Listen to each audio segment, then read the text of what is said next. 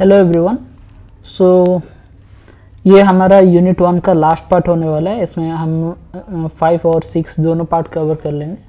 सो पहला पार्ट देखते हैं, विजुअलाइजिंग द नेशन। देखो 18th और 19th सेंचुरी में क्या हुआ कि जो आर्टिस्ट थे उन्होंने ये सोचा कि नेशन को विजुअलाइज किया जाए एज ए पर्सन, मतलब उन्हें रूप दिया जाए। जैसे अगर हम बात करें इंडिया की, तो इंडिया में कैसे हम रिप्रेजेंट करते हैं एज ए भारत माता। क्यों करते हैं हम लोग? कि ये दिमाग में आए कि अगर पोर्ट्रे करते हैं तो हमें एक यूनिटी का फील आए। जैसे कि अगर हम बात करें इंडिया की, तो भारत माता जब हम रिप्रेजेंट करते हैं इसीलिए किया जाता है कि हमें ये फील हो कि हम सब एक है और भारत माता हमारी माता है। सो ठीक इसी तरह से जो यूरोपियन आर्टिस्ट थे उन्होंने ये सोचा एक कंट्री को एज ए पर्सन रिप्रेजेंट करने के लिए। So nations were portrayed as a female figure. Generally इस नेशंस ने क्या चूज़ किया? फीमेल फिगर को चूज़ किया रिप्रेजेंट करने के लिए, नेशंस को पर्सनिफाई करने के लिए। पर्सनिफाई करते थे, ये किस चीज़ का सिंबल था? वैसे उस टाइप की कोई रियल वुमेन एग्जिस्ट नहीं करती थी। भारत माता नाम से कोई वुमेन एग्जिस्ट करती है? नहीं। हम अपने देश को पर्सनिफाई कर रहे हैं to give an abstract idea of the nation, कि नेशन का थीम क्या है, नेशन की सोच क्या है। और जिस फीमेल फिगर को हम रिप्रेजेंट करते हैं एज ए पर्सनिफाई करते हैं एज ए नेशन, उसे हम क्या कहते हैं? Allegory of the nation. ठीक है, जैसे कि एग्जाम्पल्स कुछ देखेंगे। फ्रेंच रिवोल्यूशन, फ्रेंच आर्टिस्ट ने फीमेल एलिगोरी पोर्ट्रे किया। ये एलिगोरी जो पोर्ट्रे किया वो आइडिया क्या देता था? Idea of liberty, justice and Republic. और आइडिया रिप्रेजेंट कैसे होते थे? बाय स्पेसिफिक ऑब्जेक्ट्स और सिंबल्स। जैसे हम लिबर्टी देखते हैं, लिबर्टी के लिए रेड केप, फ्रीडम के लिए ब्रोकन चेन, क्लास 9th में हमने पढ़ा था। Justice, generally blind folded women carrying a pair of wing scales. जैसे कोर्ट में पिक्चर रहता है, कानून अंधा होता है, फीमेल फिगर। उसी टाइप के कुछ सिंबल्स होते हैं जो कि अलग अलग चीज़ों को रिप्रेजेंट करते हैं। ओके, सो इन फ्रांस में जो एलिगोरी या फिर फीमेल रिप्रेजेंटेटिंग फिगर थी उसका नाम क्या दिया गया? Marianne, a popular Christian name. जिससे कि हम आइडिया किसके ले रहे हैं? Liberty and republic. Red cap, tricolour, the cockade. The statues Marianne were erected in public squares to remind the public of the national symbol of unity and persuade them to identify them with it. देखो इसके जो picture था वो coin में आने लगा, stamps में आने लगा। देखो यहाँ पे एक एग्जांपल दिया है मैरियन का। ये पोस्टेज स्टैम्प है, पोस्टेज लिखा है, ये पोस्टेज स्टैम्प है। ठीक है, 1850 में लॉन्च हुआ था। देखो जैसे कि फ्रांस का होगा, वैसे ही जर्मनी में जो एलिगोरी फिगर था उसका नाम क्या दिया गया? Germania. Germania wears a crown of oak leaves as German oak stands for heroism. So Germania का फिगर ये है। ये कुछ सिंबल्स है, जैसे कि ब्रोकन चेन्स क्या रिप्रेजेंट करती है, इसमें से क्वेश्चन आ सकता है एग्जाम में। ब्रोकन चेन्स रिप्रेजेंट करती है freedom. Breastplate with eagle, ये ब्रेस्ट प्लेट विथ ईगल ये रिप्रेजेंट करता है symbol of German empire, strength. Crown of oak leaves heroism represent करता है। स्वॉर्ड रिप्रेजेंट करता है readiness to fight. Olive branch represent करता है willing to make peace, willingness to make peace. So ये जो ट्राई कलर है लिबरलिज्म का सिंबल है, flag of Germany. Ray of rising sun means beginning of the new era. ये जो चीज़ें रिप्रेजेंट करती है ये सब याद रखना पड़ेगा। ये अलग अलग पोर्ट्रेट्स दिए हैं, ये जर्मनिया का है और यहाँ पे एक पोर्ट्रेट मिसिंग है। पर देखते हैं, और एक चीज़ याद रख लो, जैसे कि हम रिप्रेजेंट करते हैं भारत का, जर्मनी का या फिर फ्रांस का, वैसे ब्रिटेन का भी है। ब्रिटेन का वहाँ पे तो नहीं दिया, it appears like this, Britannia. ठीक है, ब्रिटेन का जो फीमेल एलिगोरी फिगर है वो ब्रिटानिया है।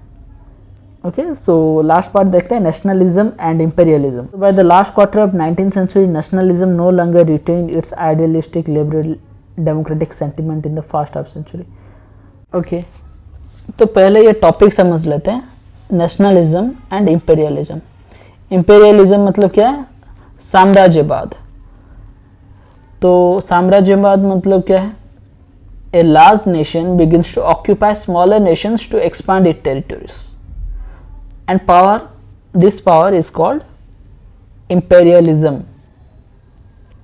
क्या है? कोई छोटा देश वीक होता है, अगर कोई बड़ा देश क्या करता है, ऑक्यूपाई कर लेता है छोटे छोटे नेशंस को और अपना टेरिटरी एक्सपांड करता है, तो वो अपना साम्राज्य बढ़ा रहा है। इसी चीज़ को हम क्या कहते हैं? साम्राज्यवाद। तो नेशनलिज्म से धीरे धीरे साम्राज्यवाद की तरफ गति कैसे कर रहा है उस बारे में बताया गया है। तो यहाँ पे एक केस स्टडी दिया है बाल्कन्स रीजन के बारे में। सो बाल्कन्स रीजन क्या है? So it was a region that was under the control of, Balkans region जो था वो कंट्रोल किसके अंडर था? ऑटोमन एम्पायर के अंडर। तो बाल्कन्स रीजन में बहुत सारे geographical and ethical variation groups आते थे, और उसमें अगर हम करंट डे की बात करें तो Romania, Bulgaria, Albania, Greece, Macedonia, Croatia, Bosnia Herzegovina, Slovenia, Serbia, Montenegro, ऐसे बहुत सारे कंट्रीज आते थे। और ये सब जो थे स्लेव कंट्रीज, ये सब स्लेव कंट्रीज थे जो कि ऑटोमन एम्पायर के अंडर आते थे। लेकिन क्या हुआ, जैसे कि the idea of romantic nationalism spread होने लगा लोगों में, तो क्या चाहने लगे? टू डिसइंटीग्रेट, वहां से टूट के इंडिपेंडेंट बनना चाहते थे। तो इसी वजह से क्या हुआ, तो ये सारी कंट्री अब एक दूसरे से जलती थी। तो लोग यही चाहते थे कि उनका डोमिनियन या फिर उनका टेरिटरी सबसे बड़ा हो। तो इसीलिए सारी कंट्रीज आपस में लड़ने लगती है। सो डिफरेंट जो स्लेविक या फिर स्लेव नेशंस थी वो स्ट्रगल कर रही थी इंडिपेंडेंस के लिए, और उन सब में इंटेंस कॉन्फ्लिक्ट चल रहा होता है। तो Balkan states were fiercely jealous of each other and each hope to gain more territory. So हर कोई क्या करना चाहता था? अपनी कंट्री एक्सपांड करना चाहते थे, बड़ा करना चाहते थे। तो इस समय यूरोपियन पावर्स जो थे उन लोगों में फाइट चल रही थी, किसके लिए? Trade, colonies, naval and military से। तो rivalries between the evident in the way between the Balkan problem unfold हुआ उस टाइम में, कि बाल्कन्स रीजन के जो स्लेव नेशंस थे उन लोगों के बीच में क्या चल रहा था? फाइट। तो जैसे कि बड़े पावर्स थे उस टाइम में, Russia, Germany, England and Austro Hungary, ये आपस में लड़ने लगे over the Balkans region to extend their control over the area.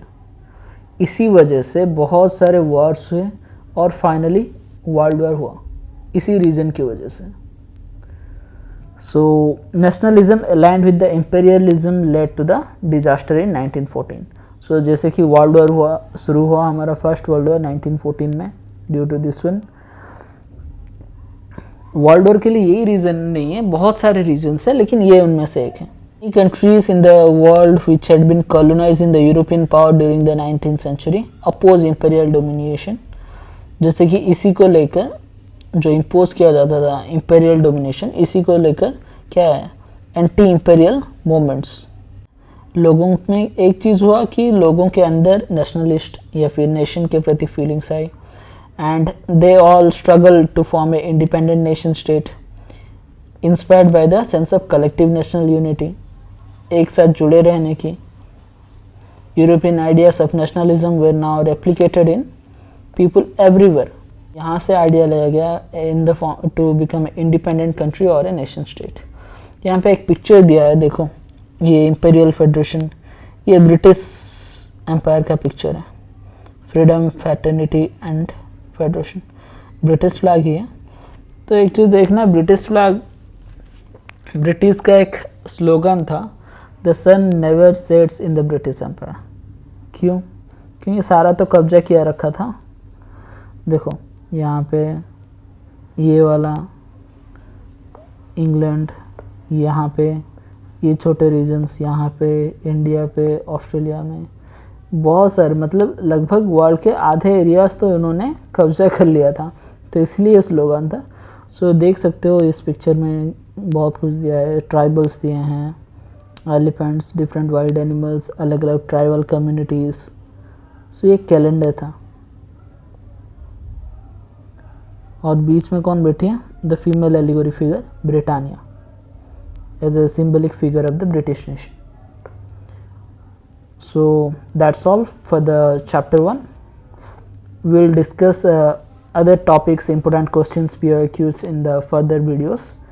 So I hope कि इस वीडियो में तुम लोगों को समझ में आ गया होगा कंप्लीट चैप्टर अच्छे से। अगर किसी को कुछ डाउट होता है तो आप लोग कमेंट में बता सकते हैं। I will work on that video. Okay, thank you.